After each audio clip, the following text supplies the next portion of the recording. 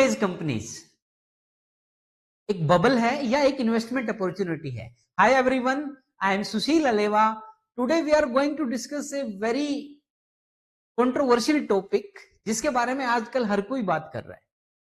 New age companies के बारे में आपने सुना ही होगा कि सेबी के एक रूल का फायदा उठा के बहुत सारी लॉस मेकिंग कंपनी मार्केट में आ चुकी हैं.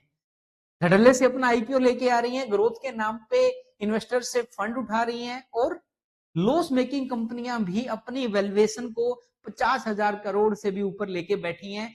5-5, 10-10 गुना बुक वैल्यू से उनके शेयर्स चल रहे हैं. तो इन सारे के सारे कंपनीज में क्या एक अपॉर्चुनिटी है या ये एक पैसा ड्रेन करने की मशीन है इन्वेस्टर्स का? इन्हीं सारी चीजों को आज हम डिस्कस करेंगे, फैक्ट एंड फिगर्स के साथ करेंगे. सो आइए चलते हैं वन बाय वन देखते हैं. तो न्यू एज कंपनीज की जब भी हम बात करते हैं तो कुछ कंपनीज हमारे सामने आती है. पहले इंडस्ट्री के नाम पे हमारे दिमाग में क्या होता था कि कोई कंपनी होगी जिसके पास लैंड, मशीनरी, बिल्डिंग्स.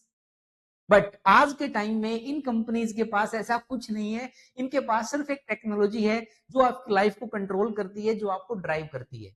एग्जांपल के तौर पे देखिए, ओला के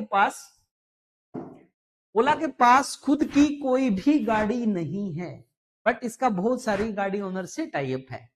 जोमेटो का खुद का कोई रेस्टोरेंट नहीं है, बट जोमेटो का सभी रेस्टोरेंट से टाई अप है और जोमेटो खाना डिलीवर करता है. तो इन कंपनियों ने ऐसा एक माया जाल बनाया कि इनकी वैल्यूएशन आपको लगता है ओ माय गॉड ये तो और महंगी हो जाएंगी, फोमो क्रिएट हो गया, मिलेंगे ही नहीं शेयर्स, और इसकी वजह से इनकी वैल्यूएशन डेली की डेली बढ़ती चली गई. तो आज इस लेवल पे इस वीडियो में हम आपको सिखाएंगे कि कंपनी खरीदने से पहले क्या क्या आपको देखना है. गोल्डन रूल भी आपको बताएंगे. तो देखते हैं इनके कुछ फाइनेंशियल्स देखते हैं. सबसे पहले हम बात कर रहे हैं ओला की. तो जो ओला कंपनी है, अगर हम ओला पे जाके देखें, ओला कंपनी के फाइनेंशियल अगर हम देखना चाहते हैं, लेट्स सी. कोई भी पर्सन स्टॉक्स को क्यों लेता है? वो लेता है कि वो कुछ रिटर्न्स उसको देगा.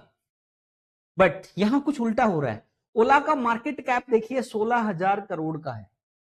हम पूछते हैं जी आपकी रिटर्न ऑन इक्विटी कितनी है? -108%. पैसे को हाफ कर दिया. रिटर्न ऑन कैपिटल एम्प्लॉयड कितना है? -28%. अब जो लोग वैल्यूएशन को समझते हैं वो जानते हैं कि कंपनियों के आरओई और आरओसी ही जान होता है. इसके अलावा अगर आप देखें कि ये कंपनी कितना कमाती है तो पी रेशो में आता है जी 0. इट मींस कंपनी लॉस में है, बट स्टिल कंपनी की वैल्यूएशन 16,500 करोड़ है. अब इसकी बुक वैल्यू देखें तो मात्र 10 रुपए और स्टॉक ट्रेड हो रहा है 37. इट मींस अब भी 4 टाइम पे ट्रेड हो. ये स्टोरी हो गई ओला की. आइए आगे चलते हैं. और दूसरा एक बड़ा नाम हमारे सामने जो आता है वो आता है नायका. पेरेंट कंपनी है एफएसएन e commerce. Cosmetic and beauty product का ट्रेडिंग का काम करती है. अपने प्लेटफॉर्म पे बहुत सारे रिटेलर्स को जोड़ रखा है और बहुत सारे डिस्ट्रीब्यूटर भी इसके साथ जुड़े हुए हैं, मैन्युफैक्चरिंग के साथ टाइप है. तो इस कंपनी का बिजनेस मॉडल तो अच्छा है, हम बुरा नहीं बता रहे, बट इसकी वैल्यूएशन बहुत ज्यादा हाई हो चुकी है. देखिए कंपनी की बुक वैल्यू 5 रुपए, कंपनी का स्टॉक चल रहा है 266. ओ माय गॉड, 50 गुना से भी ज्यादा के ऊपर ट्रेड कर रहा है. दूसरा, चलो हम पूछते हैं, कोई बात नहीं, इतना महंगा शेयर हो गया, आपका रिटर्न कितना है? इनका रिटर्न है एक साल का 5.16%. इससे ज्यादा तो आपको एफडी देगा. रिटर्न ऑन कैपिटल एम्प्लॉयड कितना है इनका? वो भी 10%, वहां भी मार्जिनल है. अब कंपनी की फेस वैल्यू मात्र 1 रुपए है. रिजर्व्स 1100 करोड़ और कर्जे 1400 करोड़. ये भी कर्ज भी ज्यादा है रिजर्व से.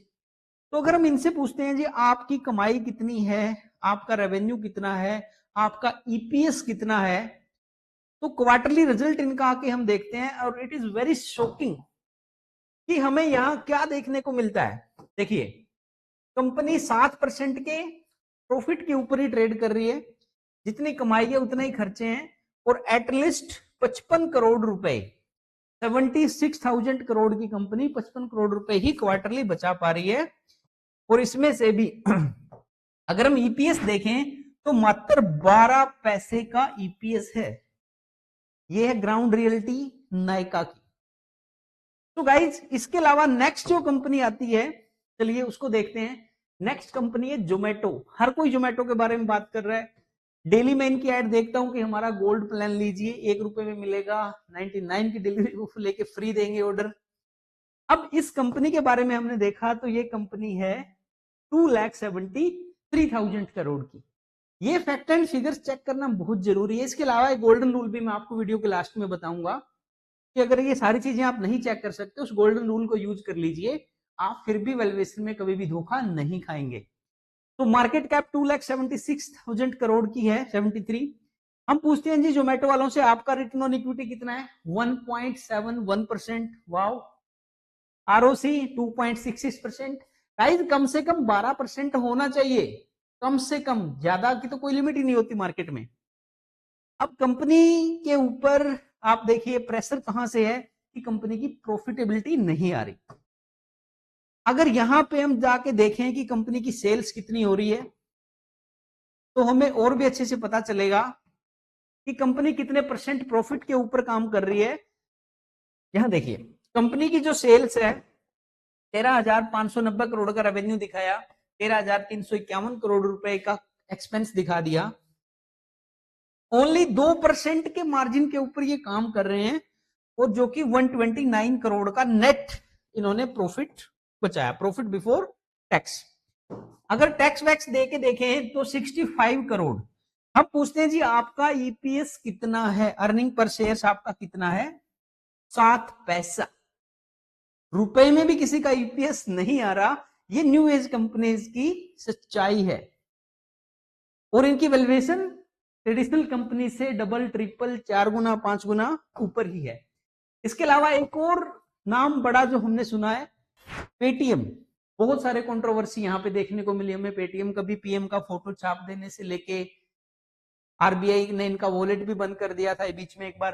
तो 197 कम्युनिकेशन ने बहुत अच्छा काम किया, लोगों को डिजिटल चीजें सिखाई, बट वैल्यूएशन बहुत हाई है। कैसे देखते हैं।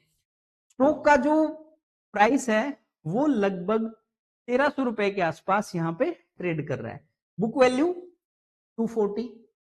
हम पूछते हैं जी आपका रिटर्न ऑन इक्विटी कितना है? माइनस है साहब। आपका रिटर्न ऑन इक्विटी के बाद आरओसी कितना है? माइनस है साहब। इट मींस ये कंपनी भी ओवर वैल्यूड है।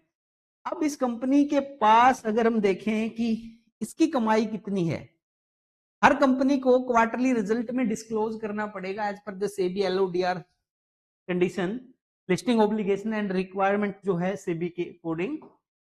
तो ये कंपनी का ईपीएस भी, यू विल गेट सरप्राइज, 33 पैसे ही आ रहा है। ये देखिए इसकी भी कमाई मात्र एक क्वार्टर की कितनी कमाई है?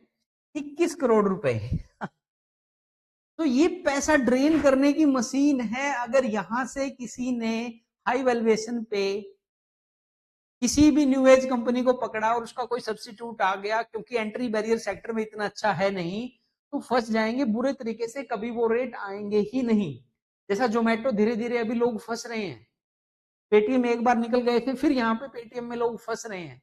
तो गाइस किसी भी न्यू एज कंपनी को खरीदने से पहले ये सारी चीजें देखना बहुत जरूरी है। एक एंडलेस लिस्ट है, कार ट्रेड भी उसी में है, लेंस कार्ट भी उसी में है। तो ये एक एंडलेस लिस्ट है, आपको देखना पड़ेगा कंपनी के फंडामेंटल्स। और अब बात करते हैं गोल्डन रूल की। गोल्डन रूल एक है कि आपको अगर कोई भी फंडामेंटल्स नहीं देखना आता किसी भी कंपनी का, आप स्टॉक्स खरीदने से पहले ये समझिए, आप समझिए कि आपको स्टॉक्स खरीदने ही नहीं है, आपको कंपनी को एक्वायर करना है, कंपनी को खरीदना है। अगर आप नायका को खरीदने जाएंगे तो आपको 76,000 करोड़ रुपीज पे करने पड़ेंगे। उसके बाद नायका कंपनी आपकी हो सकती है, बट ये कंपनी कितने दिन में रिटर्न बैक करेगा आपका? Return on investment, it means कि कितने दिन में पे बैक मेथड निकलेगा वो देख लीजिए बस। कंपनी है 76,000 करोड़ की। प्रॉफिट एंड लॉस के सेक्शन में जाइए, ये सारी चीजें हम स्क्रीनर के ऊपर कर रहे हैं। प्रॉफिट एंड लॉस के सेक्शन में जाइए और वहां जाके देखिए कि अगर ये कंपनी को आप खरीदते हैं तो एक साल में कितने पैसे आप इससे वसूल पाएंगे, नेट प्रॉफिट कितना, और वो आता है 103 करोड़ रुपए। अब 7,000 76,000 crore divided by 103, it means आपको इस कंपनी में इतने साल लगेंगे। अगर ये नंबर, अभी ये नंबर कितना आ रहा है, लगभग ये नंबर आ रहा है 760 साल। 760 साल में कंपनी आपका पैसा वसूल कर पाएंगे आप इससे। तो ये नंबर अगर आपका 5 से 15 आ रहा है तो आप इन्वेस्टमेंट कर दीजिए उस कंपनी में, अगर बाकी फंडामेंटल सही हैं तो। अगर ये रेशो 16 से 30 आ रहा है तो भी अगर वो मार्केट का लीडर है तो भी स्टॉक महंगा नहीं है। अगर 30 से ऊपर है, 31 to 50 है, इतने साल आ रहे हैं तो भी आप ट्रेडिंग कर सकते हैं। बट 50 साल के ऊपर जैसे ही आना शुरू हो जाए तो समझ लीजिए वो कंपनी आपके काम की नहीं रही। जो मलाई आप खाना चाहते थे न्यू एज कंपनीज में ऑलरेडी खाई जा चुकी। तो गाइस न्यू एज कंपनीज में पैसा बनाइए, स्टॉक्स खरीदिए, बट लॉन्ग टर्म के लिए इनको मत रखिए। बहुत सारी कंपनीज इस वैल्यूएशन पे हैं कि यहाँ पे बबल है और ये बबल कभी भी बर्स्ट हो सकता है। आप अपने पोर्टफोलियो में न्यू एज कंपनीज से पैसा बनाइए और शिफ्टिंग करते रहिए। जो ओल्ड एज कंपनीज हैं, मोट वाली कंपनीज हैं, जो फंडामेंटल स्ट्रॉन्ग कंपनी, इंडस्ट्री के लीडर्स हैं, वहां पे आप अपना पैसा शिफ्ट करते रहिए। और न्यू एज कंपनी तभी खरीदना जब आपका रिस्क एपेटाइट बहुत हाई हो और आपको फंडामेंटल्स देखने आते हो। Thank you.